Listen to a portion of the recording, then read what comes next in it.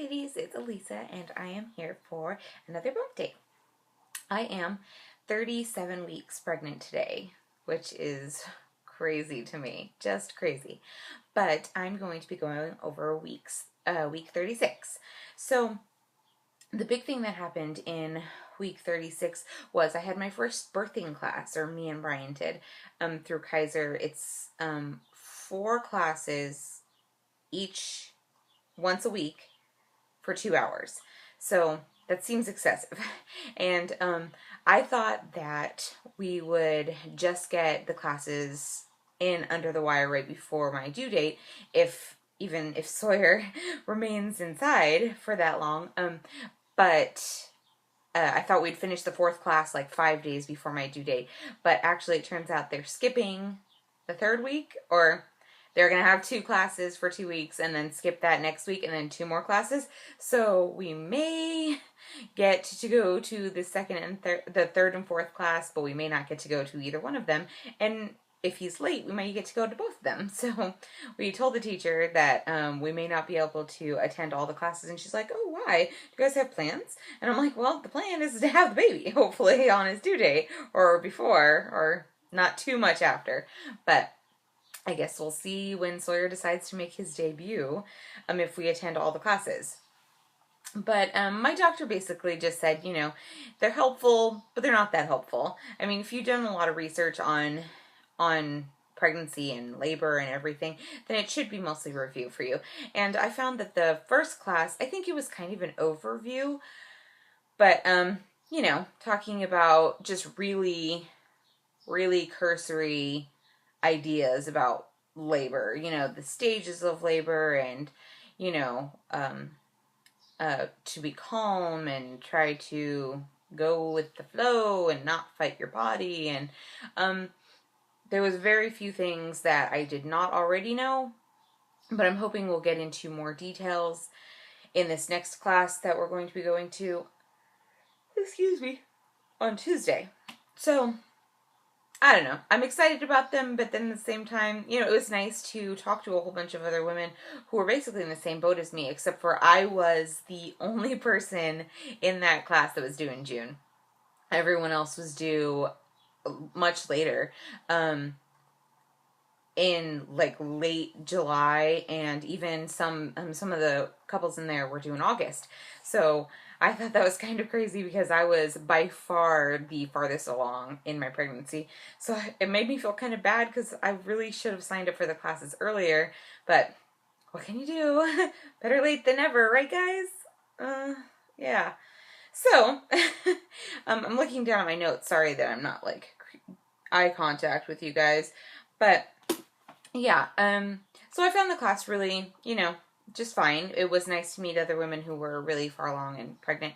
But, yeah, it was nothing I really didn't know. The difference between effacement and dilation, that was, kind of new to me. But, yeah, and that apparently, like, through Kaiser, it's common practice now to delay cord clamping. And Brian had never even heard of that before. So, I guess it was more informative for him. But, it was nice nonetheless, and the instructor's a very nice woman. But yeah, and what else? So during the class, I'm always fine when we talk about labor. Labor, I'm more like, okay, let's do this. I'm ready to give birth, bring my son into the world. But every time they bring out the pelvis, it's like an artificial, like, plaster pelvis. And she's like, oh, look, see all these little parts. See, your tailbone moves, and look, there's this little piece of cartilage that keeps the front together, and that moves, and everything wiggles. See, your body is designed to do this, and this is something your body can do, and it's natural, and blah, blah, blah, blah, blah. But when they take the pelvis and they have the little baby and they stake, it's, like a little Cabbage Patch, almost like doll, except for more life-size and accurate. And they start sticking it through the pelvis, and that's the part where I'm like, ugh, ugh. I don't know if any of you other ladies felt this way. But I know it's perfectly natural. I know that it is probably going to be beautiful. It is going to be the strangest, hardest, craziest, most amazing thing that I will probably ever do, is bring a person into this world, if I'm lucky enough to do a vaginal delivery. But it's still crazy. So I think it was fine, but then on the way home, Brian was like, "Why are you being so quiet? It's making me nervous. What's wrong?" And so I really tried to assess my feelings, and I started getting a little weepy. One, because I'm pregnant, and that's what I do now. I weep all the time. So, but I think what it came down to is that when you're talking about birth and giving birth and doing this, you try to arrange, like, to have people in the room that are going to be soothing and calming and help you, or that's what I'm trying to do, help me through this crazy thing that I've never been through before. So my mother-in-law, who's really just a very calming person, and my mom, who's like the greatest support system ever, and both of which who have done this many times or a few times each, and Brian, who's my rock. I'm arranging to have these people in my delivery room to help me get through this and help me do it and just be a rock star. But when it comes down to it, I'm doing it alone. And that is so crazy and overwhelming. I mean, it's something really primal, is what I kept thinking, is it's you and your body and your baby, and you're doing it. You're bringing a person into the world. You're pushing, and the whole thing is just crazy, but it's you doing it. It's only you. You're the only one who's doing it. Other people are there supporting you, trying to help you get through it, but it's you doing it. And it's just crazy, and it's overwhelming. It is going to be my responsibility, me and doctors, but again, doctors are just there to support you if you're doing the vaginal delivery. Everyone's there to support you and help you through this process, but it's just you. You're the only one doing it. And it's a big responsibility to bring a human into this world, not just to make him and keep him safe for 9 months, but to, bring him into this world. And it just hit me. This is happening. This is not some, thing that's going to happen at the end of 9 months. Oh, I know it'll happen. No, it's here. Birth is here, labor is here, this is here, it is imminent. We are talking 3 weeks, I'm doing exactly 3 weeks from now, but we're talking 3 weeks, maybe 4 weeks, maybe 5 weeks. I don't know how overdue they let you get at Kaiser, but we're talking, a month probably that I am going to, it's just going to be me, and I'm going to have to bring this baby into the world. And it's just a moment of just, oh my God, really gonna happen, and then I'm gonna have this person, this life. But having the baby and caring for an infant, I mean, I'll figure that out as I go along. But the whole giving birth thing, I mean, that was just crazy and a little overwhelming just then, and still overwhelming when I'm thinking about it now. I'm hoping that I can be a mega rock star and just do it and get my son here. But it's crazy, and I don't know if any other women felt that way. Probably millions of women feel that way, but it's just crazy. I don't know if I can say anything other than it's just crazy.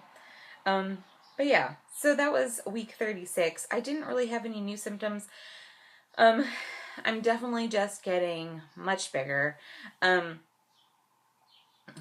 wish I could do like belly shots, but standing right here, I don't think I could get far away to actually get a very decent belly shot.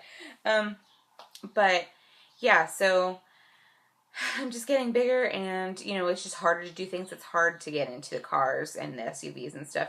Just more and more hard and more difficult, not more hard. But yeah, and just more stress on my legs and feet and everything. But not so bad. I haven't really thrown up or anything. And I have noticed, just especially this week, is that I'm hungry way more than I have been. All throughout this pregnancy, I thought, I have been eating more just to try to keep my sugars at the right level and stuff. But I'm snacky and hungry like all the time. And I can't eat very much at any one sitting. But I'm just hungry. I want a snack. I'm like, oh, it's been like 2 hours since I ate. I think it's time for me to eat again. Or, it's been an hour. Well, I'm not completely full, but I just want a snack. And luckily, most of the things that I've been craving is fruit. It's really high in sugar, so not so great for my glucose intolerance. But all I want is like cold grapes and apricots and peaches and nectarines and apples and, oh my gosh, we had watermelon last weekend, and I was in heaven. I think I had like 4 slices of watermelon. It was insane. But just fruit in general just sounds so good to me. Even right now, talking about fruit, I'm thinking that I need to go find some fruit because it sounds delicious. And water, I'm just, thirsty all the time. But yeah, so those are the symptoms. Getting used to my hair, ladies, trying little different things, giving myself some volume. But, the only time that I hate my hair is when I first wake up in the morning after, went to bed with it wet and I kind of look like a boy. So, but, I really still think that it was the best idea for me. When Sawyer comes, hopefully my hair will just be not in the way, not any sort of trouble. And the girls are both getting really excited, I think, with the idea of a baby coming. Because Sawyer's so big, he's not, I'm not really feeling, like, sometimes there'll be kicks, but mostly he's just rolling like a Loch Ness monster. and because his movements they're not subtle at all, they're huge movements. Both girls have felt him move a lot, and Brian's felt him because he's with me way more than the girls are. But yeah, so that's been nice, and my mother-in-law finally got to feel Sawyer move because she just hasn't been with me right when he's been really kicking. It's really funny. We have been holding up my cell phone, or Brian's cell phone, to my belly. And apparently the baby is a metalhead like his dad and loves Metallica. Because Metallica, Pantera, really any of the hardcore rock bands. I don't know if he either really hates it or really loves it. But you put that up to my belly and the kid starts kicking and punching and rolling and feels like he's headbanging in there. I don't really know. But the movement has definitely not slowed down like all of the apps are telling me that it should be slowing down. When we were at our doctor's appointment, the doctor did say that his shoulder was back out of, was kind of turning his shoulder into like the birth canal area, but that was back out and his head's there. It's not engaged yet. He said, I will know when the baby's head becomes engaged because I'll be considerably more uncomfortable. But I think even today, that was only a few days ago, but I think even today, I'm already starting to feel him lower. Because it just feels lower. My belly doesn't look a little bit lower or anything, but I can feel he's definitely moving around in different ways that he hasn't been moving around. So the doctor said there's still fluid around his head, not in his head, but around his head. So he said there's still room for him to drop because we're still doing those ultrasounds every week now. But yeah, so he's not engaged and ready yet. But he's definitely, hopefully, getting on his way. I don't know if we're even going to be doing internal exams. I forgot to ask, and I'll probably send my doctor an email if I keep thinking about it, but I mean, we're doing ultrasounds. He was clearly not engaged, so I'm probably not going to be effaced or anything. So I'm, it'll happen when it happens, but it doesn't look like it's going to happen this week. But other than that, yeah, his movements are just really strong. When he is really active, it's great because I love being able to feel him, obviously, but his movements are definitely more uncomfortable, especially if it's his legs kicking, because they are right at the top of my belly, and it is definitely much more just, I can feel him kicking my stomach and my intestines area, and it makes me nauseous. So, or, just a little queasy, not like on the verge of throwing up, but definitely uncomfortable, especially if I've just eaten and then the baby wakes up and he's like, oh, we're going to have a conga party in there, and he's punching and kicking and stretching in all sorts of fun ways. But, Sawyer is growing. Another thing, his weight. I just wanted to throw that in there real quick. I was, paranoid that he was going to be putting on like 1/2 pound a week or whatever, and, because that's what all the apps say that they're going to do, but he apparently did not. He went from 7 pounds, 1 ounce guesstimation, and it had been 2 full weeks, because I was on a Monday, and then my next appointment wasn't until the next week's Friday, so it had been 2 full weeks, and the doctor only measured him at 7 pounds, 7 ounces. So, still going towards being a big baby, but hopefully not that big. The doctor, basically his only words of not comfort, but words, were, yeah, his head's gonna give you some trouble, but but he's like, don't worry, the stomach's not that bad after the head. I'm like, oh, thanks, doc. That's great. That's great. I'm glad you can see the humor in this, because the baby's head is measuring right at or was measuring on time, and the baby's stomach is actually measuring 2 or 3 weeks ahead. So my baby is going to be a chunker, apparently. His legs are still a couple weeks behind, or a few weeks. I can't remember which one the doctor said.